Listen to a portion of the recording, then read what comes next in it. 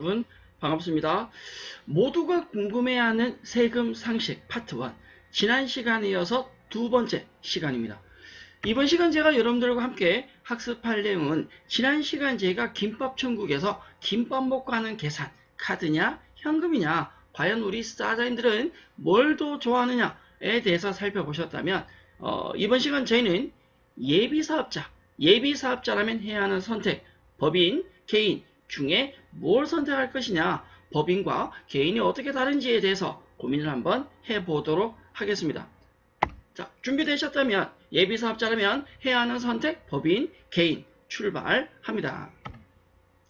예비사업자라면 누구나 해야 되는 일, 과연 무엇이냐? 사업자 등록입니다. 내가 사업을 하기 위해서는 국가에 내가 이런 사업을 하려고 합니다. 하려고 해요. 라고 신고를 해야 됩니다. 그 절차가 바로 사업자 등록이다 라고 얘기를 할 수 있겠고요.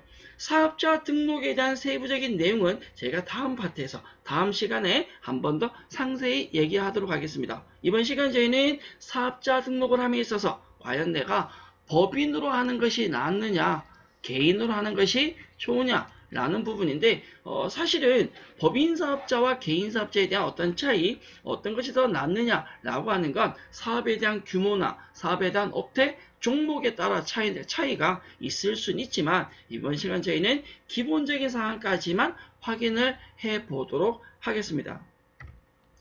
법인과 개인사업자의 선택 기준에 있어서 가장 중요한 부분은 바로 두 가지입니다.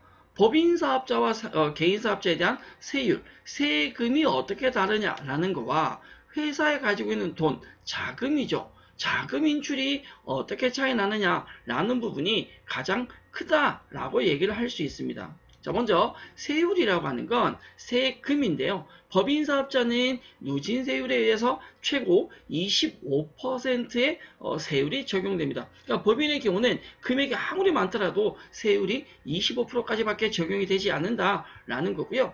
개인사업자의 경우는 금액이 누진세 단계별로 최고 세율은 45%입니다. 저희가 실질적으로 향후에 기회가 된다면 더 금액적인 비교까지 하겠지만 일단 비슷한 금액일 때는 개인사업자보다는 법인사업자가 세율이 더 높다라고 얘기를 할 수 있습니다. 그 이유는 뒤에 가면 조금 더 살펴보도록 하죠. 자금 인출의 경우인데 이게 저희 대표님들이 가장 힘들어하는 부분입니다. 자, 개인사업자보다는 법인사업자가 세금이 작게 나오는데 우리 회사는 매출도 좀 되기 때문에 그러면 세금을 조금 작게 내보고자 개인사업자를 하시다가 법인사업자로 전환을 했다는 말이에요.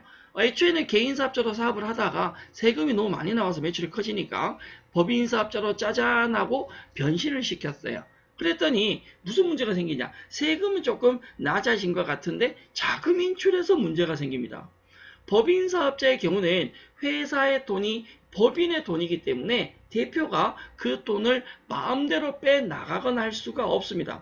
따라서 자금 인출 부분이 법인사업자는 편하지 않습니다. 불편하다. 네, 쉽지 않습니다. 그러나 개인사업자는 회사고 회사 자체가 사장 거니까 사장이 본인 마음대로 돈을 빼갈 수 있다. 뭐 넣기도 쉽고 빼기도 쉽다라는 거죠. 이 차이점이 조금 존재하고요. 대부분 대표님들이 개인사업자와 법인사업자로 전환할 때는 세율 차이 때문에 옳다구나 하고 많이 바꾸시는데 충분한 준비 없이 충분한 대비 없이 바꿨다가 자금 인출 부분이 힘들어서 후회하는 경우도 많이 봤습니다. 다음은 간이과세 적용 부분인데요. 우리가 간이과세자라고 하는 건 연매출 8천만 원, 아니 8천만 원. 아우, 자꾸 이렇게 버벅거리면 안 되는데 간이과세자라고 하는 건 연매출 8천만 원 미만의 영세 사업자에 대해서 세금 신고를 조금 편하게끔, 좀 수월하게끔 만들어 놓은 제도가 바로 간이과세자입니다. 간이과세자에 대한 세부적인 내용은 향후에 제가 조금 더 깊이 있게 다루어 보도록 하고요. 법인사업자의 경우는 바로 이 간이과세를 배제합니다. 간이과세 적용받을 수가 없다는 거죠. 반면에 개인사업자는 연매출이 8천만 원 넘지 않는다면 간이과세 적용을 받아서 세금 신고를 조금 더 편하게 조금 플러스 되는 부분을 혜택을 받을 수 있겠습니다. 법인사업자와 개인사업자의 가장 큰 차이가 또 하나 뭐냐면 기장 의무인데요. 우리가 기장이라고 하는 건 장부에 기업에서는 회계상의 모든 경제적 사건, 돈이 들어오고 돈이 나가는 것에 대한 이 경제적 사건을 장부에 기록하는 절차를 기장이라고 하는데, 법인사업자는 무조건 복식부기를 하셔야 됩니다. 복식부기라고 하는 건 회계 기준에 원칙에 정해져 있는 회계 원리에 따라서 장부를 제대로 작성하라는 거고요. 개인사업자는 매출액에 따라서 뭐 복식부기라건 간편장부라건 조금 편하게 할 수도 있다라는 겁니다. 부가가치세가 사업장에 발생하게 되면 부가가치세는 법인사업자는 1년에 4번 신고를 하고 4번을 납부를 합니다. 1기 예정 확정, 2기 예정 확정. 반면에 개인사업자는 1년에 신고는 2번만 합니다. 1기, 2기, 공이 예정 때는 신고를 하지 않고요. 예정 때는 고지 납부를 하게 되는데, 이 부가가치세에 대한 신고 횟수에 대한 내용은 부가가치세 파트에서 한 번 더 학습을 하도록 하겠습니다.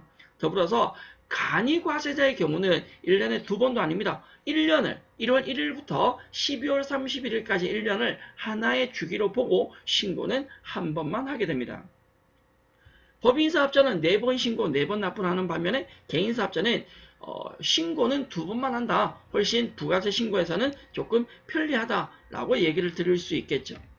자, 기장수수료인데, 기장수수료는 여러분들이 회계사무소에 기장을 나는 잘 못한다, 장부 기록하는 걸 할 수 없다, 어렵다 라고 할 때 회계사무소에 해주세요 라고 부탁하는 거죠. 그럼 당연히 기장을 맡겼으니까 그 일에 대한 수수료 지급을 하셔야 되는데, 법인과 개인의 기장수수료가 개인보다는 법인이 당연히 대부분 다, 대부분의 회계사무소에서 개인보다는 법인을 훨씬 더 비용을 많이 달라고 합니다. 그 이유는 개인은 법인보다는 간단하게 할 수 있는 경우가 많지만, 법인의 경우는 분명히 장부를 복식부기에 의해서 정해진 원칙에 의해서 제대로 작성을 해야 되기 때문에 비용이 조금 더 발생할 수 있습니다.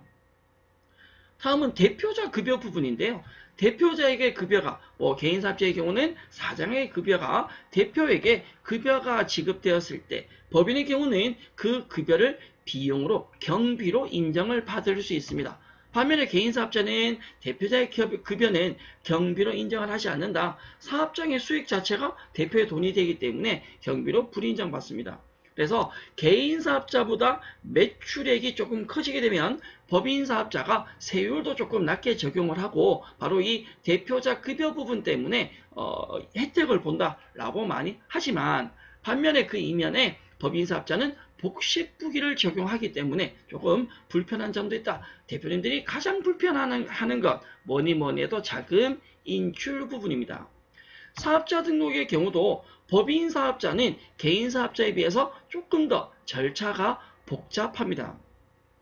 기본적인 저희가 다음 시간에 사업자 등록에 대해서 살펴보겠지만, 개인사업자와 법인사업자에 대한 세부적인 사업자 등록의 어떤 절차나 차이점들에 대해서는 언급을 하진 않을 거고, 사업자 등록의 일반적인 특성에 대해서만 정리를 할 것 같습니다. 향후에 기회가 된다면 개인사업자 사업자 등록하는 세부적인 절차와 법인사업자의 사업자 등록에 대한 세부적인 절차도 살펴보도록 할 텐데, 법인은 쉽지 않습니다.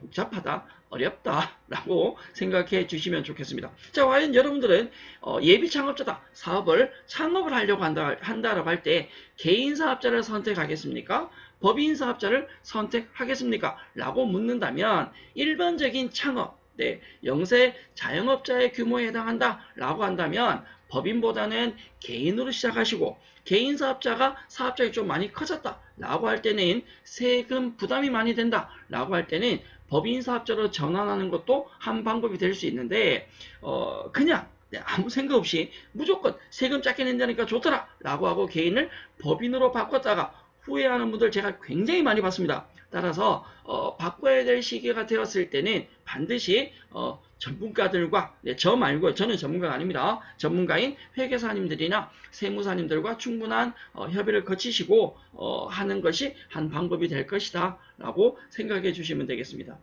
국가에서 볼 때도 법인사업자는 제대로 된 사업자니까 복식부기 적용을 시켜서 세금에 좀 감면을 주겠다라는 거고, 개인사업자는 그런 절차들에 대해서는 조금 어려움은 있겠지만 세금 내는 납부 방법을 좀 편하게 해주겠다. 장부 기장도 조금 쉽게 해주겠다. 하지만 세금에 있어서는 깎아주거나 저렴하게 하거나 그렇지는 않는다라는 거죠. 법인사업자는 제대로 기장도 하고 세금도 제대로 낸다고 해서 감면되는 부분도 조금 더 많다라고 생각해 주시면 되겠습니다.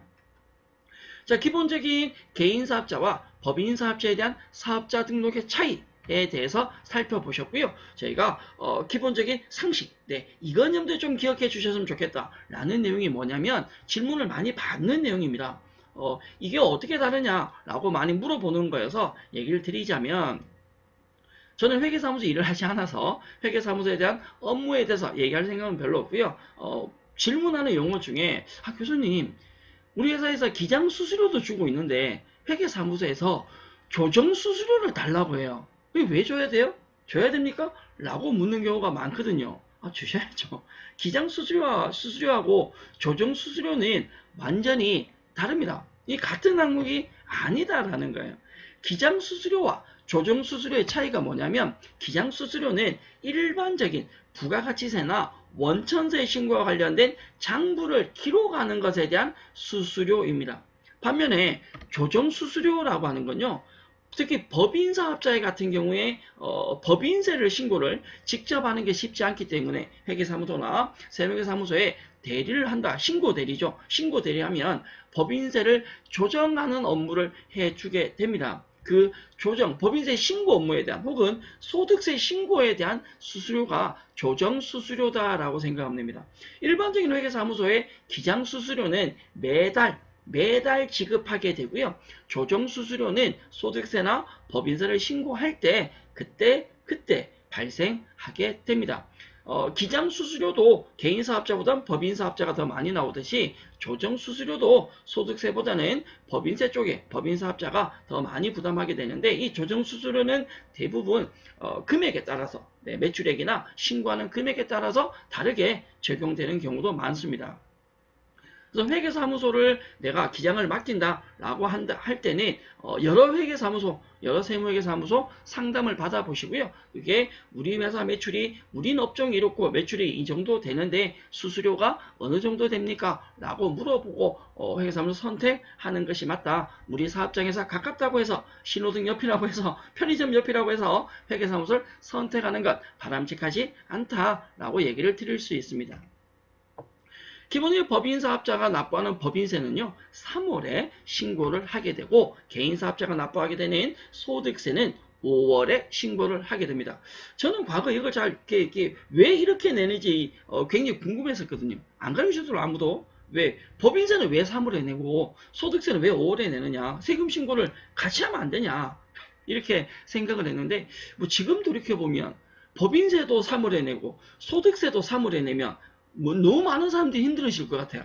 회계사무소도 힘들으시고 세무서도 힘들지 않을까요? 3월 달에 법인세 신고하러도 오고 소득세 신고하러도 오고 이러면 그런 부분 때문에 좀 나누어 놓지 않았나? 제 합리적인, 지극히 제 개인적인 생각입니다.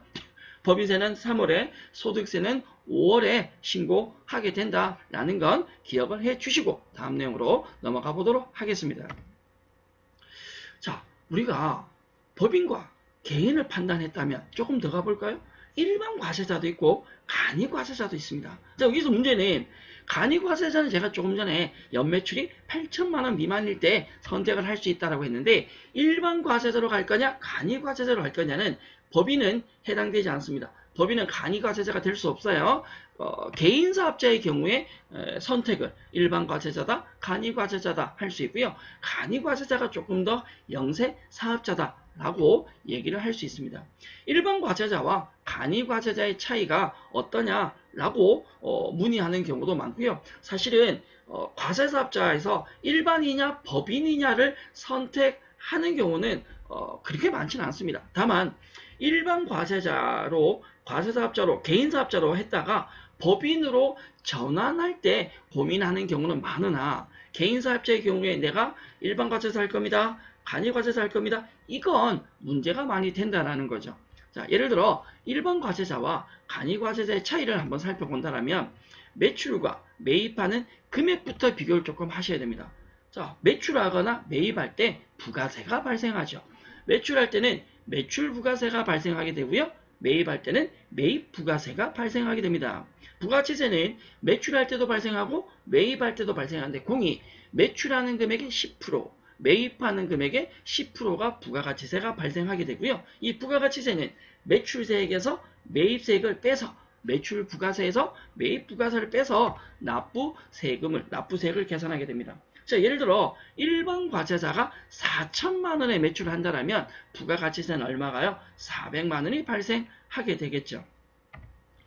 4천만 원을 우리는 공급가액이라고 얘기를 하고 이 공급가액의 10% 부가세를 세액이다라고 얘기를 합니다. 그렇다면 매입을 매출하기 전에 매입을 했을 거니까 3천만 원의 매입이 발생했다라고 한다면 부가가치세 10%인 300만 원을 부담을 했겠죠. 따라서 납부세액이라고 하는 건 매출세액에서 매입세액을 차감하니까 매출세액인 부가세 매출세액 400만 원에서 매입세액 300만 원. 이 매출세액에서 매입세액을 차감을 해서 납부세액을 계산한다. 100만 원의 납부세액이 나오게 됩니다. 이 똑같은 상황을 간이과세자로 처리를 한다면 간이과세자는 부가가치세가 별도 징수가 되지 않기 때문에 부가세 포함한 금액인 4,400만 원으로 판매한다라고 가정을 한번 해보죠. 간이과세자는 일반 과세자와 달리 공급 대가로 판매를 하게 되는데 4,400에 대한 부가가치세가 10%가 아닙니다. 매출액을 기준해서 업종별 부가율을 곱하고요. 그 부가율 곱한 금액에 대해서 10%가 과세가 됩니다. 만약에 부가율이 10%라고 가정한다면 4,400에 대한 10%, 440에 대한 다시 10%니까 매출세액은 44만 원이 나오죠. 일반 과세자보다 간이과세자 매출세액이 확 줄었습니다. 네, 여기다 매입이 3,300만 원이다 라고 가정한다면 매입세액은 매입액에 대한 0.5%를 적용을 받기 때문에 매입세액은 16만 5천 원이 되고요. 그렇다면 납부세액은 매출세액에서 매입세액을 차감을 한다. 매출세액에서 매입세액을 차감을 하면 27만 5천 원의 납부세액이 나옵니다. 그러면 동일한 상황에서 일반 과세자와 간이과세자를 비교해보니까 당연히 일반 과세자가 부가세가 더 많이 나옵니다. 간이과세자는 영세하기 때문에 부가세 측면에서도 어떤 혜택을 주는 것이 아닌가 저는 그렇게 생각을 하는데 무조건 간이과세자보다 일반 과세자가 좋다라고 얘기할 수 있는 건 아니에요. 보편적으로 보면 지금 보다시피 간이과세자가 조금 더 좋은 것처럼 보입니다. 실제로 대부분 다 간이과세자가 조금 절세 효과가 있을 수 있다라고 얘기를 할 수 있으나 상황을 조금만 바꿔볼게요. 간이과세자의 경우는 전년도 매출액인 공급 대가가 8천만 원 미만이어야 간이과세자 적용을 받습니다. 내가 간이과세자가 되고 싶어도 전년도 매출이 8천만 원 넘는다면 일반 과세자로 전환, 바뀌어져야 된다라는 건데 조금 전에 우리가 기본적인 매출액과 매입액을 비교했을 때 통상적으로 사업장은 매출이 매입보다 더 크지만 경우에 따라서는 매입이 더 클 수도 있다. 일반 과세사업자 기준에서 매출이 4천, 부가세 400일 때 매입이 5천만 원이라고 가정하면 해볼까요? 매입이 5천이라면 부가가치세는 10%, 500만 원 발생합니다. 그럼 납부세액은 이 매출세액 400에서 매입세액을 차감을 할 거니까 납부세액은 얼마가 나오냐? 마이너스 100만 원이 나오죠. 이 마이너스 100만 원은 환급, 돌려 받아야 된다라는 거고요. 이 부가가치세 환급에 대해서는 여러분들이 부가가치세에서 학습을 하셔야 합니다. 간이과세자의 경우는요. 매출보다 매입이 더 크다라고 하더라도 환급 사유가 발생하더라도 간이과세자는 환급을 해주지 않습니다.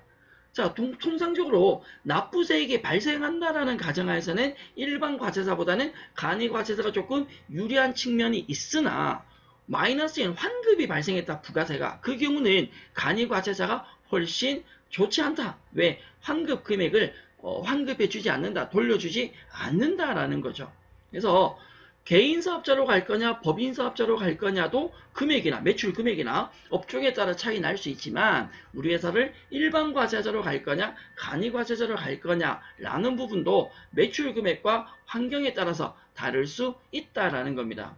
일반 과세자는 환급이 발생하면 환급을 해주지만 간이과세자는 환급이 되지 않는다라는 건 상식적인 선에서 실수 많이 합니다. 내가 세법 공부 좀 했다는 것이 부가가치세가 마이너스 되면 돌려준다고 알고 있는데 우리 회사가 간이과세자야 왜 안 돌려주냐고 짜증내면 부끄러울 수 있습니다. 간이과세자는 부가세가 환급 상황이 되어도 환급해주지 않는다. 계산 구조가 일반 과세자와 다르다라고 생각해 주면 되겠죠. 실무적으로 일반 과세자는 세금 계산서라는 걸 발행하지만 간이과세자는 간이영수증을 발행하는 게 원칙입니다. 과거에는 간이과세자가 전부 다 간이영수증이었습니다. 최근에는 세법이 조금 개정되면서 간이과세자가 간이영수증을 발행하는 게 원칙은 맞는데 직전 연도 매출, 공급 대가 기준입니다. 직전 연도 매출이 4,800만, 이 4,800만 원 초과하는 경우는 일반 과세자처럼 세금 계산서를 발행하게 되어 있습니다. 그래서 이거 실무적으로 조금 놓칠 수도 있는 부분이긴 하죠. 우리 회사가 간이과세자야, 내 사업장이 간이과세자다? 그럼 과거에는 세금 계산서 아예 발행하지 않고 간이영수증만 발행하면 됐다. 그런데 전년도 매출이 4,800을 넘는다면 세금 계산서를 발행을 하고 세금 계산서를 발행한다는 자체는 일반 과세자와 동일한 역할이 된다라는 거거든요. 그래서 4,800원 초과해서 세금 계산서 발행한다라고 할 때는 환급 사유가 발생했을 때도 환급을 해줍니다. 일반 과세자와 동일한 역할을 하겠다라고 생각해 주시면 되죠. 이 부분은 조금 참고로 봐두실 필요성이 있을 것 같습니다. 자, 조금 전에 우리 간이과세자는 매출액에 업종별 부가율을 곱한다라고 설명을 드렸는데요. 아래 나오는 표는 업종별 부가율입니다. 외우진 않으셔도 되고요. 업종에 따라 다르다. 이 정도만 구분해 주시면 좋을 것 같아요. 자, 우리 사업장이 간이과세 적용을 받을 수 있냐? 8천만 원이 안 된다고 해서 무조건 다 간이과세자가 되는 건 아니거든요. 경우에 따라서는 간이과세자가 적용을 받지 못하는 경우도 있습니다. 이 경우는 자 물어보면 돼요. 네, 네이버 네이노 이런 데 물으셔도 되는데 국세청에는 국세상담센터라는 곳이 있습니다. 번호는 국번 없이 126번입니다. 전화기 들고 126 눌러서 상담 받으시고 우리 회사가 이런 사업을 하고 있고 이런 업종을 가지고 있는데 간이과세 적용을 받고 싶다. 과연 받을 수 있을까요? 라고 물어보면 그들이 친절하게 그분들이 상세하게 답을 주실 겁니다. 이번 시간 저희는 기본적인 사업자의 어떤 종류, 사업자의 판단, 개인사업자로 갈 거냐, 법인사업자로 갈 거냐, 개인사업자 중에서도 일반과세자로 갈 거냐, 간이과세자로 갈 거냐에 대한 기본적인 특성에 대해서 학습을 하셨고요. 저희는 다음 시간 사업자 등록을 하는 기본적인 조건과 사업자 등록번호 체계에 대해서 학습을 하도록 하겠습니다. 여러분 수고하셨고요. 다음 시간 사업자 등록과 사업자 등록 번호를 가지고 여러분들과 다시 인사드리겠습니다. 감사합니다.